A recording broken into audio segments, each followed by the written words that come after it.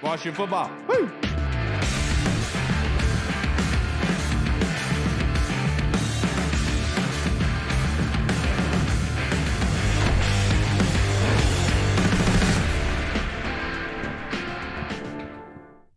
Hello, everybody, and welcome to the Burgundy Zone. I am your host, Kyle, and I am joined by my co-host, Michael Hall, but we are joined by returning guest. We haven't had him on here since the last time Washington faced Tampa. A lot different than this time around. Washington ended up winning 29-19. It's a beautiful day here in Washington. How are you doing, Trey?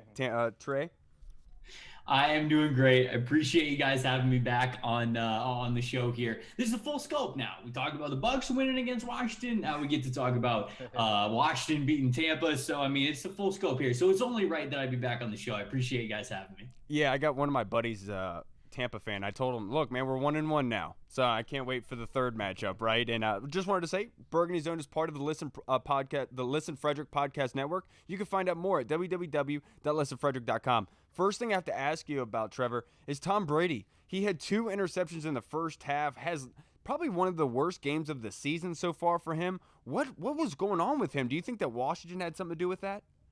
Man, so the way that I look at it is Washington still has a good defense on paper, right? I mean, like, you'll still have a lot of really good players, but it certainly, as you guys very well know, has not been the year that we thought it was going to be for this Washington defense. There were people talking about this defense being top 5, top 3, and not only are they not that, they're near the bottom of the NFL in a lot of different categories. And so, you go into this one, and I think when you look at the previews of the matchup, you said, okay, Tampa's coming off rest, so they should be fine to basically impose their will on a Washington team that's not playing really, really well. Well, Ron Rivera is a damn good head football coach, right? And I mean, like, he's going to have these guys ready, and he's going to have them motivated, even if the season's not going exactly the way that they thought. And so I think that's really what it came down to. Now, Tampa fell flat, man, and this isn't exactly new this season. And even last year, there was a lot of self-discipline problems when it comes to penalties or missed assignments or not doing what you're supposed to. Like, there was a lot of that. And Tampa won the Super Bowl, honestly, because it all came together. They were healthy and they got hot. They just started executing really, really well at the perfect time. And that's what helped, of course, the talent involved as well that led them to a Super Bowl. But this year, those self-inflicted wounds are rearing their ugly head. And the Bucs are right in the middle of it. And here they are. I guess the Bucs defense really likes Taylor Heineke. I guess all the Bucs defensive players have Taylor Heineke in fantasy every time they play because he absolutely goes off. Maybe he wants to just one-up Tom Brady every time they play up against each other. But it was an incredible day by Heineke. But, I mean, no doubt about it. You look at Tampa's secondary, completely banged up. It's not the unit that they wanted to roll out there. It's not even a second or third choice. I mean, like, they are deep in the depth chart with some of those secondary guys. And so, obviously, that doesn't help. And up front, Shaq Barrett, Jason Pierre-Paul, Vita Vea, of course, when he was in the game, Dominic and Sue, those guys are not getting after the quarterback the way that they were when they were firing on all cylinders last year. And so I think that as a whole, this just really was not Tampa Bay's day. And that included Tom Brady, who just continued to not push the ball down the field. I mean, you had the Evans touchdown, which is deep down the sideline. You go, okay, that was the obvious one, right? He burns forward in man coverage. That makes sense. But there were so many other opportunities where Tom could have pushed the ball down the field and he just didn't, or was off on his platform when he did. And man, it didn't look like a good game plan. It didn't look like good execution. It was one of the worst days that I've seen from Tampa this year, no doubt about it. And I wanted to ask you a question because everyone knows about Tom's competitiveness and that level of competition that he brings. And his press conference was less than 2 minutes long. He seemed very pissed off by playing Washington, which makes me happy, given the fact that we handed him the L after what happened last season. But did you have an issue with that? Does, like, all of Tampa, maybe that kind of honeymoon is starting to run a little bit sour?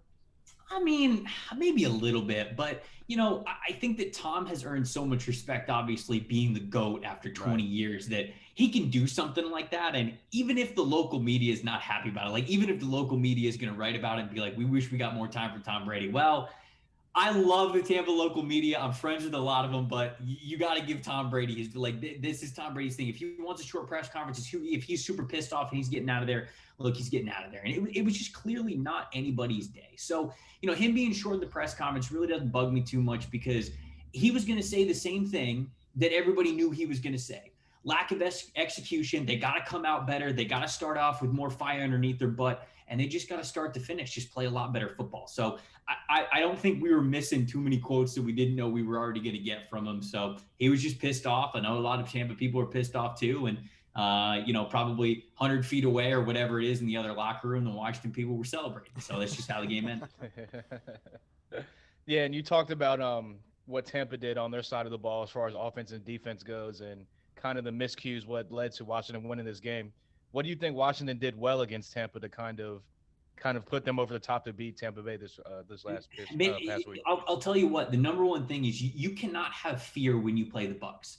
You cannot look at that defense, as banged up as they are, and think that, okay, they're going to come after us. We're playing scared. Or when you look at it, I know a lot of times it happens more on the offensive side of the ball, right? You look at Chris Godwin, you look at Mike Evans when they're fully healthy. It's Gronkowski, it's Antonio Brown. You look at all those guys, and it can get overwhelming, right? You could think to yourself, holy cow, you got Tom Brady throwing the ball to all of these weapons, and you get a little bit scared. You play on your heels a little bit, and at no point did Washington do that. And that's why I opened up saying that Ron Rivera is always going to have a really well-coached group. And I think that he's always going to consistently have these guys motivated. And I think that that's honestly what we saw this past Sunday. Washington wanted it. Tampa didn't. And then that's all there is to it. Not only was Brady, I don't think playing as well as he could have. When I was watching Washington in the secondary, ain't nobody open. They were playing these guys tight. They were playing them confident. They were running with these players. And so when you look on the other side of the ball with them scoring points, Gibson was playing well. Heineke obviously was playing fantastic, man. I mean, that dude looked fearless. And again, I don't know if it's because Brady's in the building and maybe he looked up to Brady and he wants to kind of show him up or whatever it was, but there was no fear in that kid's heart this past Sunday. And I think that when you play against Tampa, that's the mentality that you have to have. And I don't really think it was anything that Washington was doing schematically that was really giving the Bucs trouble. Of course, when they're playing man coverage or when there's a lack of communication with some secondary guys that aren't used to playing together or that, let's be honest, probably aren't normal NFL starters in a fully healthy team, I think that goes into it too. But kudos to Washington. They saw their opportunities to capitalize, and that's absolutely what they did. And you cannot do that if you've got fear and you're not playing with confidence. And Washington, they're fully confident to go out and beat Tampa Bay this past weekend. Yeah, and Washington knows all too well about not taking advantage of opportunities. One, for example, was the Kansas City game. Kenneth Fuller dropped a interception from Pat Mahomes, and that did not happen with the two interceptions that happened in the first half. What did you see on those two interceptions by Brady? Was there something that he was seeing downfield? What did you see from those plays? It's so funny because after the game too, I think it was Arians said that it wasn't on the receivers at all. That was on Brady, and the receivers, of course, were like, nah, that's on us. That's not on Brady. So it's it's this big, nah, that's me, that's me. And I guess you would rather have the accountability there, but yeah, it's just, it's miscues. I think it's the wide receivers should be able to make plays, no doubt, but sometimes Brady puts them in a tough spot too. And I think that on both of those interceptions, it's just, it's just not executing the way that they should. And I think it's players maybe putting themselves in a little bit better position. Tom maybe seeing things a little bit better, being a little bit more accurate with the football. Arians seemed to think it was all on Brady, those interceptions, and he wasn't letting Brady get off the hook with that. He was clearly pissed off about his performance and his decision-making. But, no matter who it was to blame, the result is what it is, and you're not going to win when you lose the turnover battle, especially that early in the game. They dug themselves that hole there, and they just couldn't recover. And that's something that they've certainly got to be better with. It's not just the interceptions. Like I said, it's the penalties, it's the miscues, it's the shooting yourself in the foot all game long. It was just a lot of that. And I think there was a little bit of blame to go all around for everything that happened, including those turnovers. And that's just the kind of day it was for Tampa. Right. And it looked like, from when I was watching the game, it looked like Washington was playing a lot of too high safeties and kind of just playing a shell defense, kind of keeping everything in front of them. Yep. Kind of how people play the Kansas City Chiefs. Right. Do you think that that's going to be the blueprint going forward to kind of balance out this offense, or do you think that had to do with the lack of Gronk and AB being out this week? Yeah, I honestly think that, not having Gronkowski, I know, shocker, not having the best tight end of all time is really hurting them because of kind of what you said right there. When you don't have a consistent seam player that you can attack, that you can get over the linebacker level, even when they're playing Tampa 2, when you have those two deep safeties, if you can't split the middle of the field like that, it does get tough. The defense can play a little bit tighter. They're not as afraid to give up things over the middle. And Gronkowski, obviously, we've just seen some of the best seam throws of all time, with Brady throwing it to him in windows that are about as big as the football itself, right? And I think that we've seen that so many times, time and time again. And when you don't have Antonio Brown in the slot, that's also something that you have to know, because he's not threatening that vertical plane between those two deep safeties the way that the way that some of these other guys are on the depth chart. And so I think that there's certainly something to it. And that was a really great game plan for them to have. Make Brady keep everything, or make Brady take the things underneath. You mentioned that's the Patrick Mahomes. That's all the rage right now with a lot of these quarterbacks who like to push it deep down the field. And for as good as this team is, for as good of an outside receiver as Mike Evans is, for as good as Chris Godwin is all over the field, I think they were definitely missing that tight end, middle of the field presence with both Antonio Brown and Gronkowski being out. So I think that was the right game plan for Washington to play. And I think that other teams are going to try it. Certainly when you have success against an offense, it's like Tampa Bay's, other teams are going to duplicate it a little bit. When Gronkowski comes back, when Antonio Brown comes back, I think you start to see a little bit more attacking in that middle, and teams ultimately go into more closed coverage, try to play a little single high looks too. Yeah, and I watched the game earlier today, and look, Washington won 29-19. They moved to 3-6. Tampa moves to 6-3. And when I rewatched the game, Trevor, it was like hard to kind of pinpoint where they won the game. So I want to ask you, at what point did you think that they won the game off of that, let's say a particular play or set of plays? Man, where did they win the game? I mean, it was really, so it's funny. I do this Q&A. I do this Q&A on Twitter at halftime of every Bucs game, and I call it an Ask Me Anything. And people can ask me things about the Bucs, or people can ask me quite literally anything else. And obviously it's a lot of Bucs fans who start asking about the game and they want to know. And one question that somebody asked me was like, can the Bucs come back? And I was like, yeah, of course they can. Like it's Tampa Bay. It's on right. paper. They can come back. There's no doubt about it. But I think that when you look at that second half, and they came out and they did some good things, but it just still felt like they couldn't get over the hump. And it's so hard to pick out one play, because I would have told you that play would have come late in the fourth quarter. But guess what didn't happen in the fourth quarter? They didn't get the ball. And right. So I think really the moment that I knew that they were in trouble was when Washington just continued to march up the field. And you think to yourself, there's no way they're going to eat up all this clock. There's no way this is all going to go by. But it's a stupid, obvious answer, but that was the answer right there. I think because of how well Tampa kind of came back and started to score points in the second half, they could have certainly come back in that game and won that game had the defense just not given up a 19-play, 10-minute drive there in the fourth quarter. So it's an obvious one, but I do think that Tampa was playing really, really well down the stretch, and it just came down to the defense could not get off the field, and that was the dagger. That was the nail in the coffin for and to your point, the Mike Evans 40-yard touchdown. I mean, just like you said, in a flash, they can score. They can score. And in that second half, dude, I did think I wanted to give credit to Bruce Arians. I thought that the timeouts that they called and when they called them was very smart on their behalf, because they were trying to save as much time as possible. But to your point, Washington just kept picking up first downs, which just evaporated that last 3 minutes. 19-yard drive, man. Yeah. I got 19 yards, 19 plays, 19-play drive. It's just unheard of around here. You couldn't have written it any better if you were Washington, because what do teams say all the time with elite QBs? Keep them on the sideline, right? They ain't gonna beat you when they're on the sideline. I have seldom seen any game plan of that nature work as well as it did for Washington in the fourth quarter. And that is what I keep coming back down to when I say they wanted it more. They deserved to win this game more than Tampa did. You can look at different kinds of scheme and execution, things like that, but that drive right there, you get a stop, you give the ball back to the greatest quarterback of all time. Defense couldn't do it, because I think Washington continued to want it more than Tampa did. And really, I think that's just what it came down to. Yeah, and to your point, you would think that such a highly touted defense, especially coming off the Super Bowl win, pretty much just dominated that Chiefs defense in the Super Bowl last year. You would think that they would eventually be able to get a stop in that whole fourth quarter 10-minute drive. But like you said, to their credit, they needed 4, they would get 5. They needed 5, they would get 6. So hats off to the Washington offense. And going back to the Brady offense, a lot of Brady's teams over the years have kind of been don't beat yourself, like low penalty games.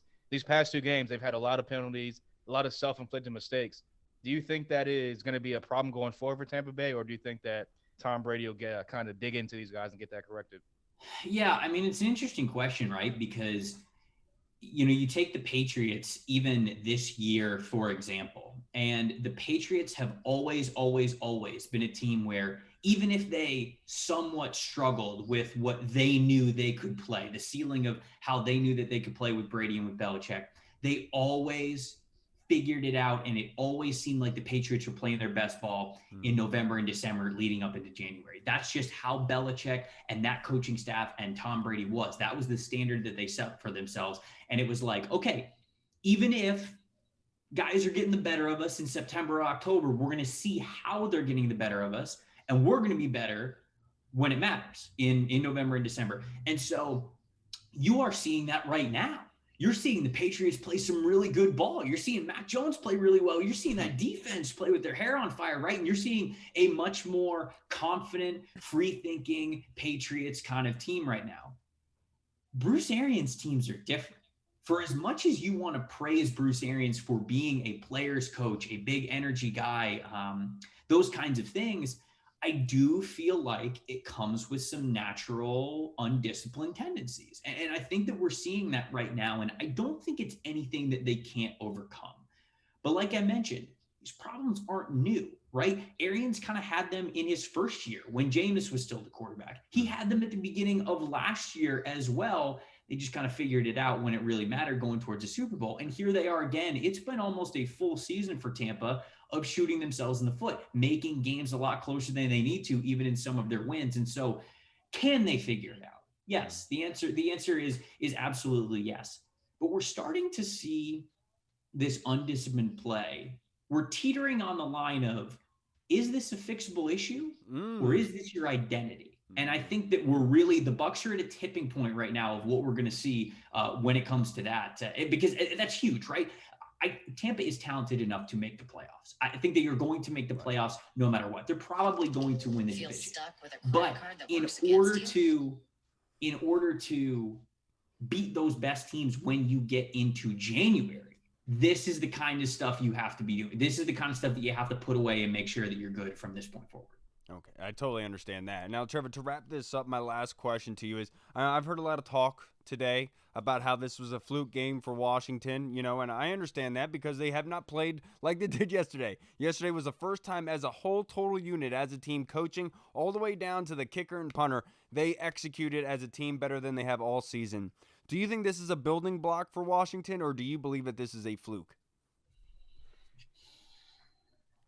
I mean, I think that certainly how they played is not a fluke, right? It depends. I think it's every given week, depending on what the opponent is. Now, are our opponents going to shoot themselves in the foot as much as Tampa Bay did? No, maybe not. But I would tell you that the building block aspect of it is the playing with confidence part, is the taking advantage of turnovers, is, hey, when y'all play fast, when y'all play confidence, this is the result. This is the game that they can point back to and say, hey, when you played this to this level, we beat Tom Brady, right? We beat the Tampa Bay Buccaneers. And so, you look at Washington, and it is disappointing that their defense has not been as good as we thought that they were going to be, because I really thought that that was going to be the identity this year as they continued to mold their offense. And I really thought Washington was getting close to what was going to be a winning window, if you will, right? Mm-hmm. People had Washington to be a dark horse to win the division. And doesn't look like that's going to happen this year. The defense has taken a couple steps back, but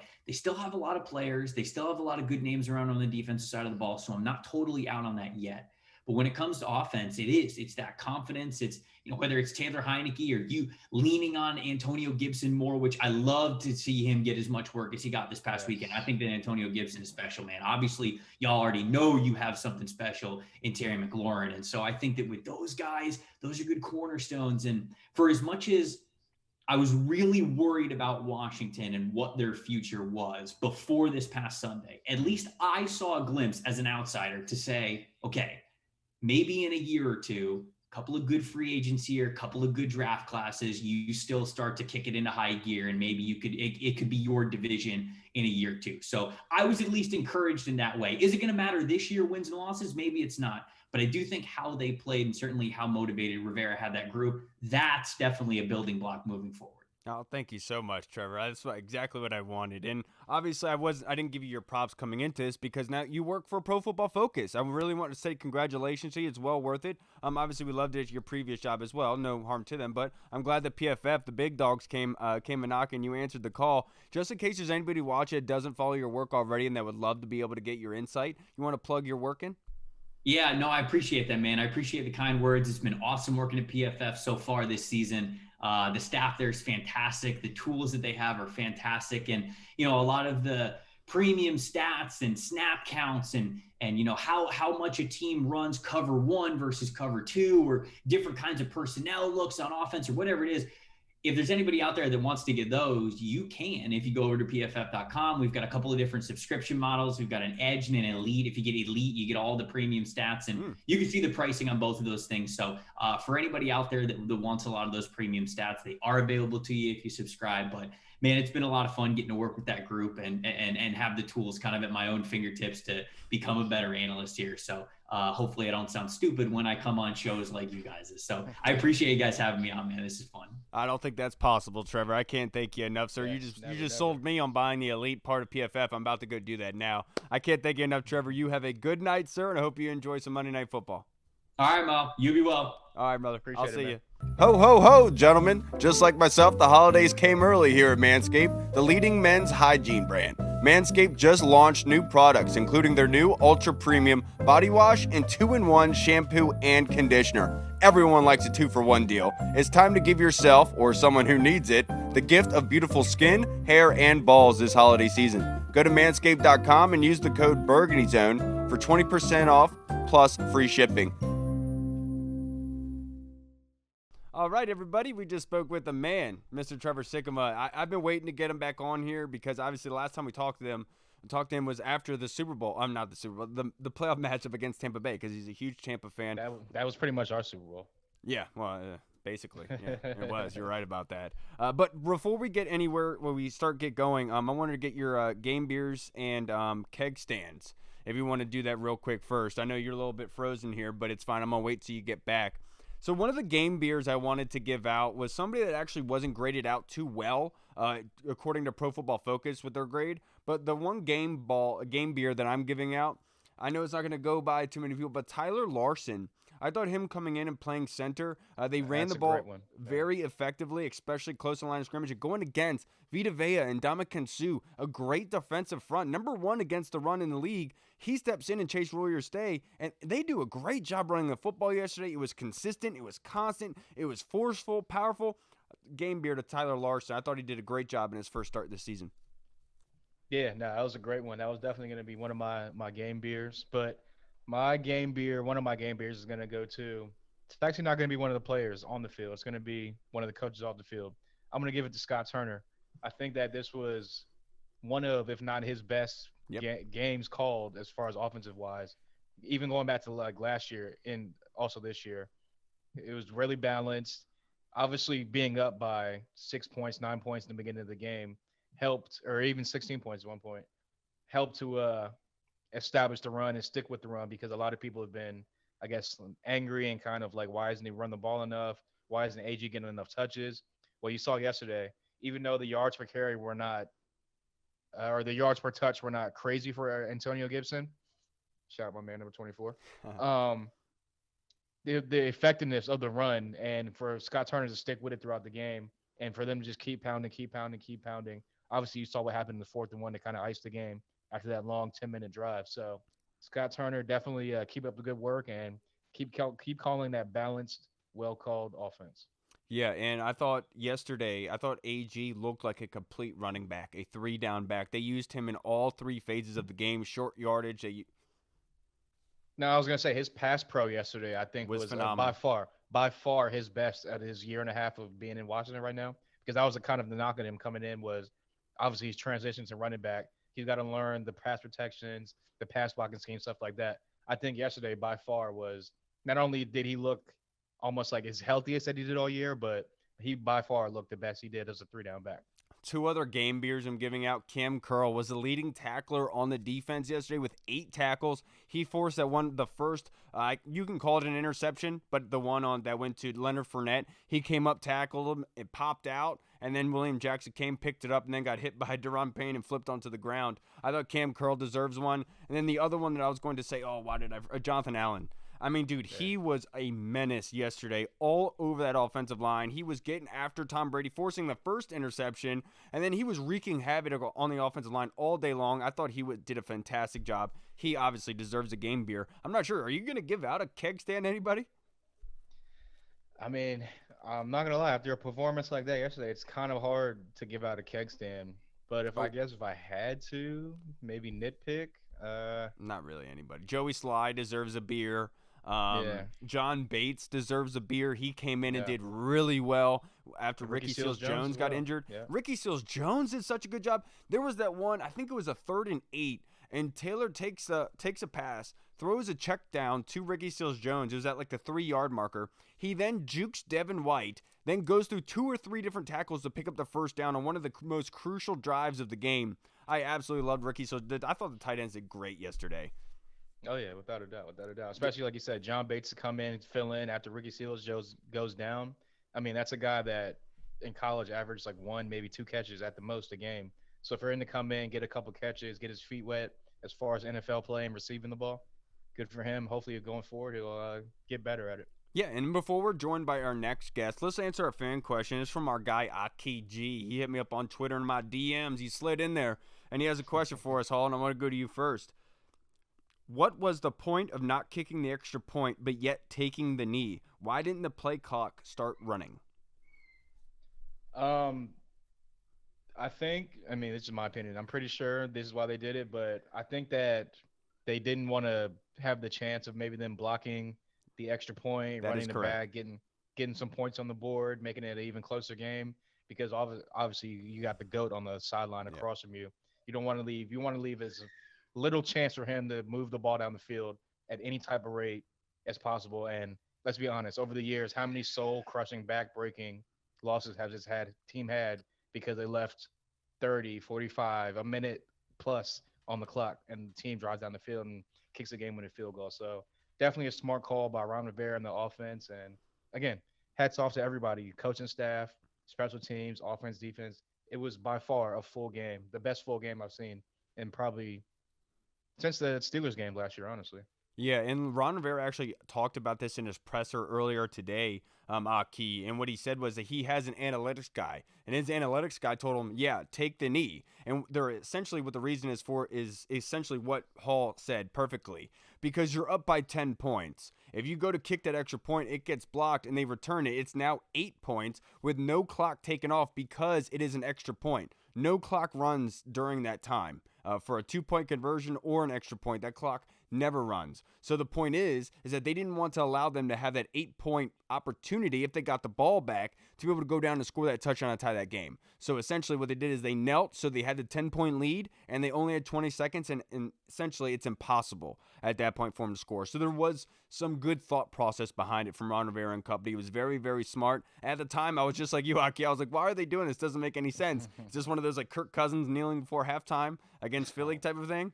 But no, it was very smart on their part. Now, the next question from Aki G is, with the way the team performed, it almost begs the question of what changed and why did it take so long for us to see the team perform the way they did? And who's to blame for us not seeing it sooner? I don't know if you can really put anyone to blame for not seeing it sooner because, like I said, at the end of the day, first of all, Washington, every single year, for the most part, they win these type of games where it's like the David versus Goliath type of game. Everyone picks against us. There's a 99.9% chance that the other team's going to win. And somehow Washington rises up, fights, grits, puts a lot of grit into it, wins that game. So that's a little bit percentage of it.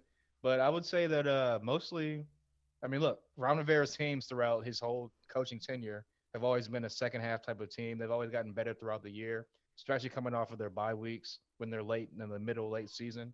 So I think that also had a part of it. And they've been in this scheme of the new additions to defense. Everyone's been playing together for, what is this, week 10 now for 10 weeks. So maybe they finally kind of gelled together. You just heard Trey talking about the confidence that they played with, the trust that they played with on the back end. So maybe that had I think it was all three of those things just kind of tied into one to make the perfect storm for a perfect win.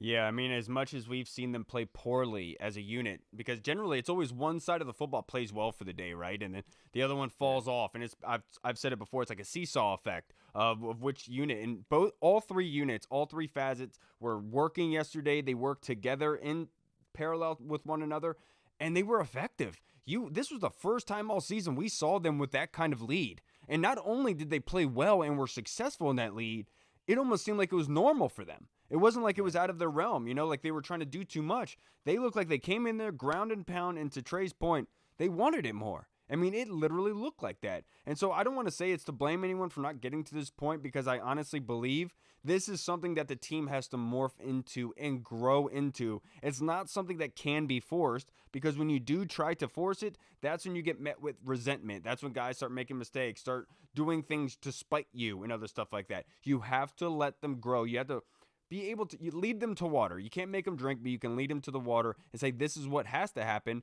but not be so forceful about it, if that makes any sense. Yeah, no, it does.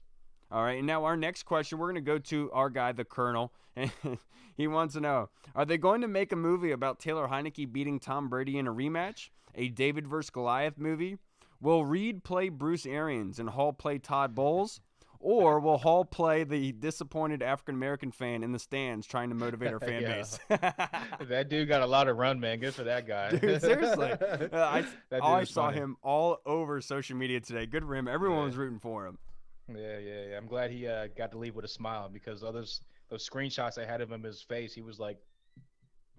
So I'm glad he left the stadium with a smile on his face yesterday after that win. I know exactly what point that was too, dude, because I knew that was after the Mike Evans touchdown. I know that for a fact. Or maybe after the Dax Milne fumble. Yeah, but that's true.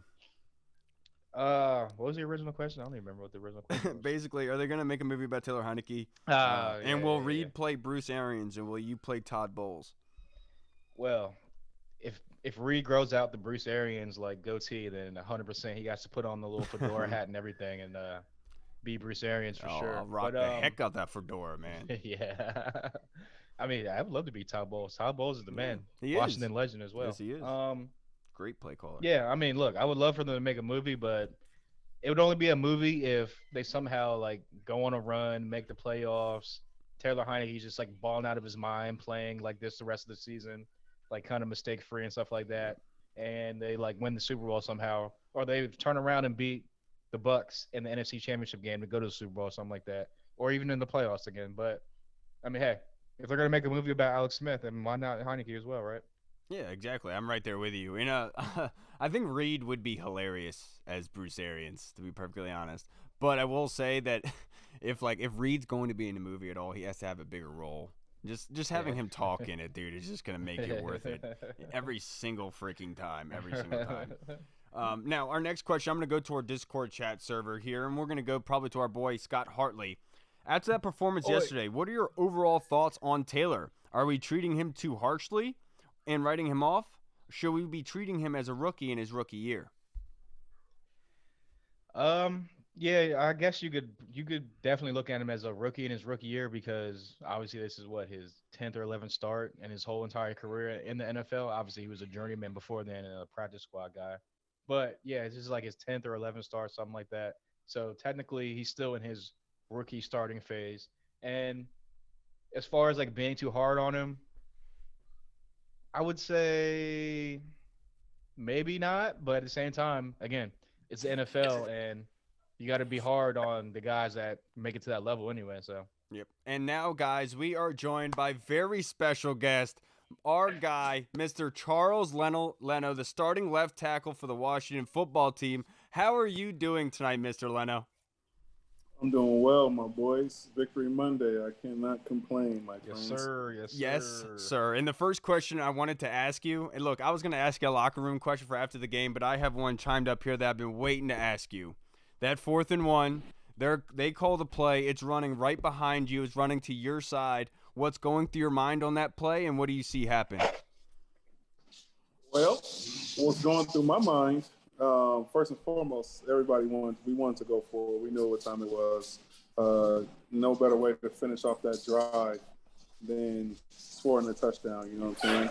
So when I lined up, me and E saw who we had in front of us, Big Vita Vez. You got to move him. That's a tough task. But getting the stalemate with that big guy is not a bad thing. So we just got him. We got a little bit of movement, and just 2-4 did the rest, man. And that's all we can ask for, man. You know what I'm saying? Just getting a touchdown to finish off that type of drive. I forget how many plays it was. I think it was like 19 plays or something like that. Yep. I mean, you cannot. That's a hell of a way to end the game, man. We was really hyped up. On every single play, we felt the momentum. We felt we had them on their heels, and we just wanted to capitalize. Yeah, I mean, look, pretty much the whole fourth quarter was y'all having the football. Like we talked about earlier, y'all needed 5 yards, you get 6. You needed 4 yards, you would get 5. So definitely a lot of grit that went into that last drive. And you mentioned going against Vita Vea throughout the whole game, and especially on that last drive and that last touchdown. How was it going against him, like Ndamukong Suh, that front four? Because it's like such a vaunted front four in the NFL. Oh, yeah, definitely. We know what type of players they were. But at the end of the day, they know what type of players we are. Our offensive line, we've been performing really well, even with guys, out of the lineup. And we're just trying to put our best foot forward, and we want to be the best units in the league. And no better way to do that than match up with some of the best across the league. Yeah, and Mr. Leno, a lot of people are talking about number 4. He probably had the best game of his season yesterday. Wanted to ask you, this is your first season here. You weren't with the team last season, that end playoff run going against Tampa. How has it been playing left tackle for Taylor, being his blind side? Have you seen him grow, and what is your opinion of Taylor? Oh, definitely. I would say my opinion of Taylor, fiery, definitely emotional quarterback. Nothing wrong with that at all. No. He rides the waves, you know what I mean? And when he's hot, he's hot. And one thing I like about him is he's going to keep on slinging the thing, man. He's a gunslinger. I really like that about him. And just a good guy off the field, too. Really chill, really good guy to hang out in the locker room, just talk to. And, just a down-to-earth guy. Nice.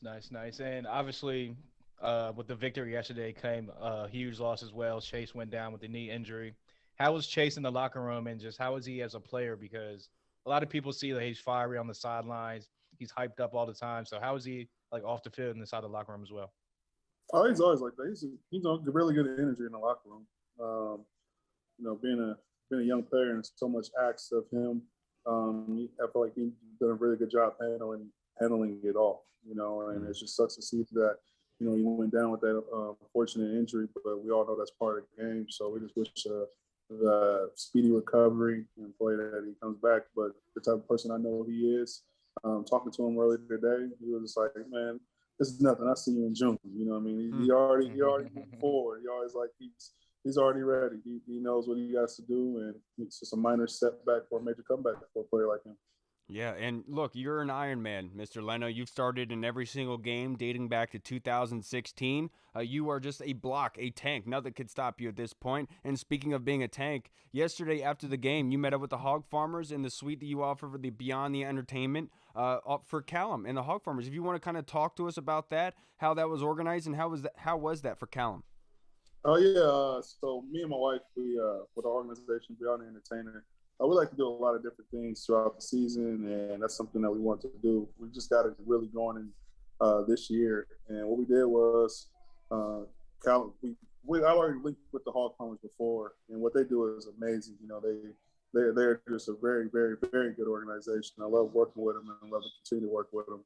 But what they did, they came with us, and they asked if we would like to help out, and with Callum, and he's been suffering with a lot of different things, and that's tough for somebody like going through that type of thing. But it was kind of funny. My wife told me how it went. Like he thought he was going to a yard sale or something like that for his birthday. You know what I mean? It's kind of funny. He thought he was on a yard sale, and he comes up to the stadium. He's like, "What the heck is going on?" And he saw all the presents that he had, and it was just a really good time that he just got to enjoy and be a kid and just be not worried about all the things going on outside. going on internally with him. Yeah. You can just let loose and be himself. And that was just a really good time. Hung out with him afterwards. John Allen was there with me. We took a couple pictures with him. He was able to enjoy himself and have a good time. So that was awesome. Yeah, that's definitely awesome. And like, since you've been here, you've been like a big part of the community, doing your thing in the community. So definitely thank you for that. And when you first came on, you've mentioned it was a huge win over the GOAT, over the defending champions, the Super Bowl champions. It's a Victory Monday. What does Charles Leno Jr. do on a Victory Monday? Victory Monday for me went like he comes on the Burgundy zone. You said what? Oh, for sure. That's exactly what I did. That's late night. But Victory Monday for me went down. Usually I get up pretty relatively early, and I go work out. But today I didn't go work out early. I just went to do my massage and my treatments first. Then I went to work out. I'm still getting the workout and grinding. And just came home relaxed, hung out with the family. Stayed. That's why I didn't go in early. Just hung out with my family, hung out with the girls, woke my daughter up. Do some things like that. And just relax, man. It's more of a feeling, the Victory Monday is more of a feeling than it is what you actually do. It's just it feels good to get that dub, and once you get a taste of it, you want some more. So on to the Panthers now. That's my dude right there. Sir. Now, there has been a lot said around the media and the fan base talking about Coach Rivera not being a very lively and vocal kind of coach that he used to be. There was videos circulating that went viral of Coach talking to the locker room and stuff. Yesterday, that was probably the loudest and most vibrant we have seen Coach. What was it like? What was the atmosphere like in that locker room after that win? Oh, it was great. It was a great atmosphere. Coach was definitely, but that's what people think. Nah, I got a different side. We saw a different side. It was really good to see that energy from everyone. It was a good team win. All 4 phases. We needed all 4 phases, and all 4 phases. What I mean is offense, defense, special team, and the fans. The fans was live. It was awesome. We need more of that going into the later half of the season, especially going up into divisional opponents. We need more fans to come out and cheer us on, so we can get some more wins in that stadium. Yeah, definitely. And everyone that follows the NFL and follows it closely knows that all the work that comes on Sunday is Monday through Saturday type of grind. So how was that week of practice leading up to the game yesterday? Oh, week of practice was great. I mean, coming back from a bye, usually, you got guys like really, I wouldn't like to say sluggish, because the first couple of days is a little bit, you got to get back into the groove. But when I'm talking about Wednesday practice and pads, Thursday, Friday, those practices right there, guys was flying around. Guys was definitely, trying to make plays in practice to carry over to the game. So it was a really good practice all throughout the week. And now to wrap this up, Charles, I have a couple questions for you. My first one being, and I understand if you give me the whole political response to this, but Cam Newton got re-signed to the Carolina Panthers, and everyone's kind of viewing that as a revenge game for Cam against Ron. Do you think the locker room is kind of looking at this game as a revenge game for Coach Rivera in the same aspect of Cam being for the Carolina Panthers? I haven't even looked at it like that. I honestly didn't even think of it like that. But I mean, shit, it can be. It can be revenge on both parts. But right. I don't even know if it will be a revenge. I mean, I think those two really have a really great relationship with each other. I don't think there'll be any hard feelings going into that game. But at the end of the day, when you go against a former team, former coach, whatever, you want to kick their ass. So, of course, That's my dude. And then there was a couple injuries that happened on the offensive side of the football that directly impacts you, and that being Chase Royer, Tyler Larson came in and started at center, and then Ricky Seals-Jones was doing really, really well, got injured. Then John Bates came in and made some great plays. So on the either side of you, how is Flowers doing? What was your opinion of Larson and his play yesterday going up against that tough task in that defensive line for the Buccaneers? Oh, man, Tyler, man, he's crazy. About talking about Tyler, me and him talked about it earlier.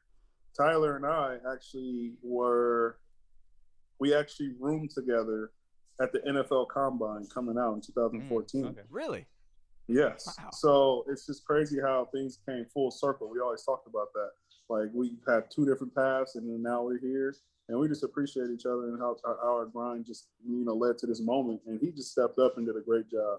I mean, Trace was playing phenomenal. And, like I said, with the injuries on the offensive line that we had, With Brandon being down, Sam being down, you got guys like, Wes Schweitzer coming in, and Cornelius Lucas coming in, even Sadiq coming in and having to, step up and, play big time minutes and, play against good opponents. And that's all you can ask for. That's the greatest part about being on a team like this is the offensive line depth we have.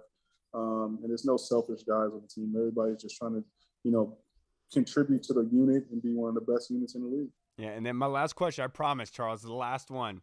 Terry McLaurin, when he got hit, it looked like a helmet-to-helmet, and I was worried about him. But when he got up, he's pumping his chest. Was that uplifting for you guys offensively? Because, Terry is essentially the leader of the offense, you could say, in essence, because he is that elite guy, that number one captain guy there. What was y'all's feeling with Terry? Was that a pump-up, uplifting moment for you guys? Absolutely. I mean, I was right behind him. I kind of didn't even get to see the catch really because I was kind of like, doing some other things, blocking and stuff like that. And then I saw it. Then I saw him like kind of like getting up slowly. But then I was like, man, what the hell happened? And then he pops up and he starts banging his chest and first down and all that. Oh, that right there was like a couple of plays in that drive that has let us know like, we're about to finish this out. That play right there, we knew we was scoring a touchdown. We knew we just had to put on the O-line's hands and put it in our receivers' hands and backs' hands and just we was gonna make it happen. And you guys certainly did make that happen, Charles. I don't care what anyone says. You guys earned that outright. Like you said, it was a total team win, and you guys played as a total complete unit for the first time this season, and it was absolutely beautiful beating the former Super Bowl champions. Charles, before you go, if you'd like to plug in the Beyond the Entertainment and the tags and everything, so people, if they want to come and donate, contribute, they can come find it. Oh yeah. So on Twitter, we got Beyond the 72. Beyond the Entertainment at Beyond the Entertainer on Instagram, and we got our website up, beyondtheentertainer.org. So please check us out. We're doing some great things in the community, and we continue to do that. We just love everybody to be a part, and we're also doing some things like some nominations and stuff like that for other organizations. So just give us some shout outs from some different organizations that we can help along the way this rest of the season. Absolutely. Thank you so much, Charles. Enjoy your victory Monday and get ready for the Carolina Panthers, sir. Wish you the best of luck. Appreciate it. Thanks, guys. Thanks for having me. Of course. Appreciate Thank you so much, on. Charles. Have a good night, sir. Peace. Dude, that was awesome. Charles Leno is dummy. When he cussed, dude, I was like, ah. I I was like, oh, that's awesome. Sorry, we're like giddy little girls right now. But thank you so much, Charles. Charles, that was awesome. I want to go back to our questions that we had asked, and this one's Scott Hartley. Oi! And remember, he said, after that performance yesterday, what are your overall thoughts on Taylor? Are we treating him too harshly and writing him off? Should we be treating him as a rookie in his rookie year? Yeah, like I was saying before, the great Charles Leno Jr. came on. We should definitely look. I'm gonna be obviously I'm like kind of hard on Taylor, but that's because I've just seen nothing but like mediocre to average, a little bit above average here and there quarterback play for pretty much my whole life as a fan of this team, and I just get slightly irritated every once in a while when people want to crown a player, especially a quarterback, off of one or two great performances, and it's like, you got to keep building those performances. You got to be consistent. And so that's the only reason why I kind of like go kind of hard on Taylor. But look, at the end of the day, he is technically still a rookie. He's only in, like I said, his 10th or 11th start in his whole career as an NFL player. So he's definitely going to have a lot of lumps, a lot of ups, a lot of downs. And look, when there's the downs, there's some pretty low downs. But again, when the highs are up there, you see the potential. You see the like I said, the highs of how he can play and what he can do. And at the end of the day, he's not even really using his legs like as everyone knows he can. So I just feel like if he can get more confident, definitely play like he did yesterday, incorporate his legs a little bit more, then we might have something there. But again, yeah, you're definitely right. We should definitely be kind of evaluating him as a rookie and making his 10th or 11th start, whatever it may be. I thought Taylor played a great game yesterday. I don't want to put too much in his basket and overloading him or stressing him out too much. I think he did a great job. He played the game that he was supposed to play. That ball to DeAndre Carter was absolutely perfect. Dropped I thought a dime. he was very, very accurate yesterday, and we've been waiting for that for many games now. But I'm glad it finally happened. Do I think it elevates his stock? Not necessarily, because he has that ability every single game. It's just getting him up to that level. And I think Taylor's done a great job. I don't think people are kind of too harsh, but at the same time, they're going to be that way when you're losing games. You know what I mean? I mean, for instance, who was it, dude? There was somebody else I was reading on Twitter, and they were talking. I think it was like Tom Brady, Russell Wilson, or something. And they started talking about bad about Russell Wilson. I'm like, dude, you don't even know what bad quarterback play is. I was literally about to. Yeah, I was literally gonna say they were talking about Russell Wilson because I saw that too, and I was like, you should be on two knees thanking the gods that you have Russell Wilson as your quarterback. Right. Like, you have no idea what depression is. You have no idea. But like, I just think that he's normal where he's at, and Taylor's our quarterback this year. I really like him. I want to be. I'm confident in what he can do because he has that Jeff Garcia mindset. You know, he always has the ability to just turning on that switch, a Michael Jordan switch, and they did that yesterday. But like I said, it wasn't all on Taylor. This was a total team win. Offensive line protected and ran the ball well. Antonio Gibson did not turn the ball over. He was one of the toughest running games I've ever seen out of him. He was not going down off the first tackle very much. To your point, like, majority of his run, I know he got stopped in the backfield a couple of times. He got stopped at the line of scrimmage a couple of times. Like I said, the yards per carry, the average was not as high as you would want it to be as far as like as a number one starting running back. But when you're just constantly chipping away, when you're falling forward for an extra 2-3 yards on majority of your runs, that's what I think Ron Rivera was talking about as far as like him falling forward, him squaring his pads up, him lowering his pad level, and falling forward for those extra 2-3 yards. And again, when it comes down to, even when you're playing a great defense like the Tampa Bay Buccaneers with that great front seven, when it comes down to a guy of that stature just pounding away throughout the game, come the fourth quarter, you're going to have times where he's breaking tackles left and right. Again, he's lowering his shoulder, falling forward for 2, 3, 4 yards, breaking tackles, and eventually capping it off with a 1-yard touchdown run to ice the game. So definitely all around great offensive defense and special teams game. Yeah, it really was. It really, really was. Now, our next question is from our other great fan, Mr. Paul Murphy. Always sending me pictures of him out in Scotland. And he said, what is your favorite play or drive of the day? I mean, the drive should be very easy, but what is your favorite play of the day? Oh, man. There's so many good plays throughout I got one, dude. You ready? Yeah, you can go first. You want me to go? I have two, okay, so I actually have it written down, Paul, because I got this question from you as I was watching the film.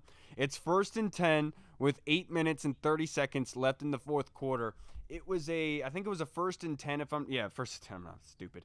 And what Scott Turner calls is he calls DeAndre Carter on a motion pre-snap. He then has Antonio Gibson in that same direction doing a play-action fake with Taylor. Then Taylor takes the ball, throws a wide receiver screen to the opposite direction that they're coming from, gets the ball to Terry. Terry then gets the ball with the offensive lineman upfield, and he ends up getting 15 to 20 yards on the play. I thought that was beautiful. It was in that last drive, and it was necessary because it was like just like what Charles just said, where kind of gave us confidence that we can do this and seal it. I thought that was a beautiful play call. I thought it was perfect, and it was executed to perfection.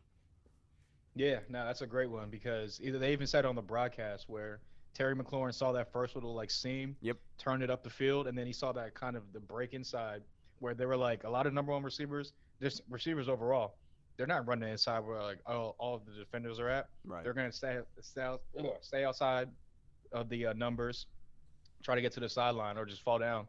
But again, Terry's a tough dude, tough as a $2 steak. He's going to cut it back inside, find that gap, get an extra 5, 10, 15 yards. So definitely that was a great play. Mine would have to be, and it's not even like a flashy play, like nothing like that. It would probably have to be the first Antonio Gibson touchdown run. He got hung up at like the 1 yard line, half yard line, whatever it was. He was still moving his feet, staying up, just showing the power that he has as a running back. And next thing you know, he gets guys pushed. like Wes Schweitzer, Charles Leno Jr., Taylor Larson, literally everyone just starts moving the pile like. You called Taylor Heineke Heineke for like the longest time, and now you called Tyler Larson Taylor Larson. I mean, too many T's, man. Too many T's and Y's and too many T's. R's.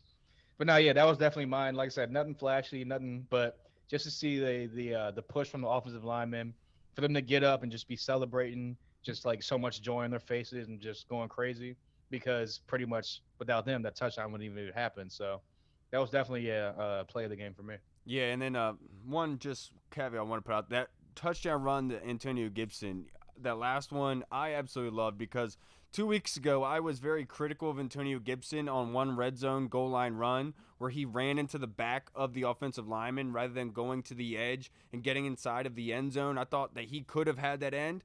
On that second touchdown run, that's exactly what he did. He saw there was nobody over there. He saw the middle linebacker was not going to be fast enough to go over top to stop him, so he goes down that avenue and gets the touchdown. I loved it, man. That's something I saw on film. I wanted to see better of. I thought you could bounce that out and do well and get points, and it worked. It happened. It's just beautiful when stuff like that works, man. Now, my next question is from the Colonel. I forgot to ask this earlier to you, Hall. He said DeAndre Carter, literally the final roster spot. Yet now he's a big-time playmaker for us, consistently. This is the wheat rising to the top. Did any of you see this coming?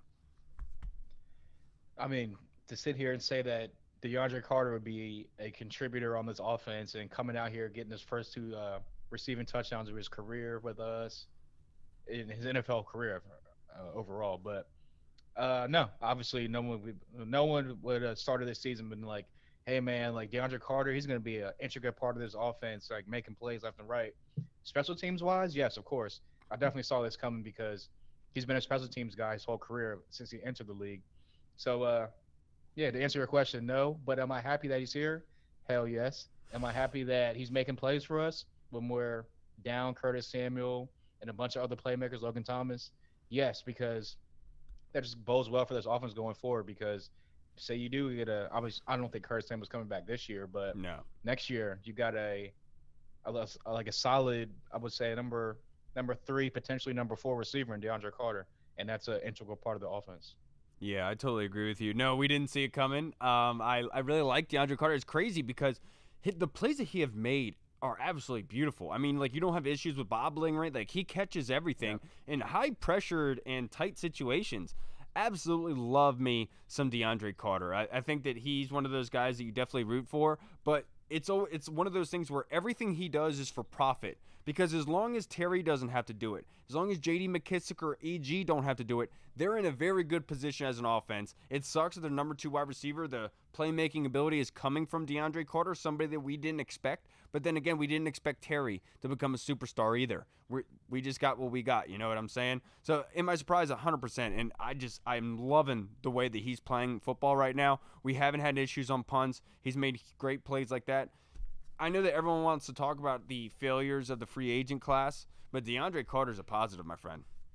Yeah, and look, every free agent class is never going to be a solid home run class. Like, look at the 2 years ago, the free agent class.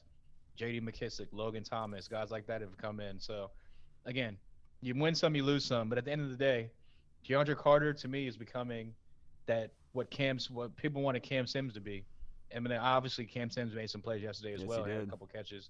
Shout out to him because I definitely like Cam Sims too. So, but yeah, DeAndre Carter is like pretty much the Cam Sims of last year, stepping up whenever we need a guy to step up and coming out of nowhere making plays. Yeah, and then our last 2 questions, it's similar from Big Tony Shivers, our guy Tony, and then Joe Hall from the Hog Farmers. They kind of wanted to know what we thought that they were going to do with Montez Sweat and Chase Young being out with that defensive line. How do you think that's going to go from here on out?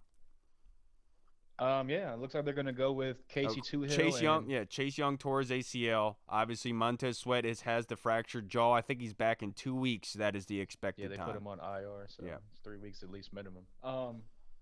Yeah, like I said, Casey Toohill came in yesterday once Chase went down, and he was in there. Shaka Toney, the 7th-round pick rookie, was in there. He had a couple flash plays where he was in the backfield, causing a little bit of havoc. So, I mean, look. Next man up mentality. It's always been a mentality in the NFL. It's been a mentality for this team for many, many years, but dealing with all the injuries we have over the past couple of years. So, I mean, obviously it's a negative because those are our 2 edge rushers, our number 1 guys, supposed to be like our elite guys. But at the end of the day, it's a small net positive because now you get guys like Casey Toohill, you get guys like Shaka Toney, the reps, James Smith-Williams. The reps that they actually need to maybe develop and maybe become those second, third string situational pass rushers behind Chase and Montez going forward. Yeah, and Casey Tuhill, third highest rated Washington player by Pro Football Focus yesterday with a 78.0. Obviously, Jonathan Allen at the highest with 80.2. Absolutely just dominated yesterday. But one thing I will say, Joe, I think you're right about this because we have to think about what they're going to do without Chase Young and Montez Sweat. And I said on early downs, I would really like to see Matt Ioannidis maybe kicked out to end, or maybe like, Jonathan Allen doing that and then bringing in Tim Settle for that interior nose tackle just to be able to get your playmakers on the field. But then again, Casey Tuhill did very well yesterday. Shaka Toney, they're going to need to develop. They're going to need time, and I would like to see that, but I'm all about putting your most talented players on the field when you need them to, and I would like to see them have packages for early downs where Tim Settle is on the field with Matt Ioannidis, Daron Payne, and Tim Settle. That's what I would absolutely love. Yeah, I mean, like you said, I think we talked about that with when we had Doc Walker on. He was saying that, like, I would want to see like the best guys on the field type of thing, where, like you said, you get Ioannidis on the outside, John Allen, Payne on the inside, and stuff like that. So, hey, you never know. They had a great game plan and a great scheme going into this Tampa Bay game. So maybe they take it to the next level going against Carolina next week. Never say never, baby. They won 29-19. I absolutely love it. I'm glad that we did it. We got our redemption, baby. Got our redemption on their ass.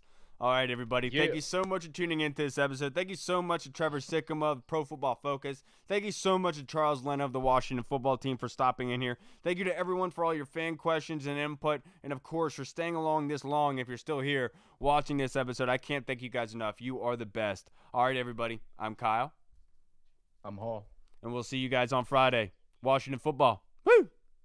Hey, what's up, everybody? It's Kyle. I just wanted to say thank you so much for watching, and if you liked what you saw, make sure you hit the subscribe button and the notification bell. That way you get notified when anything new is uploaded to the channel.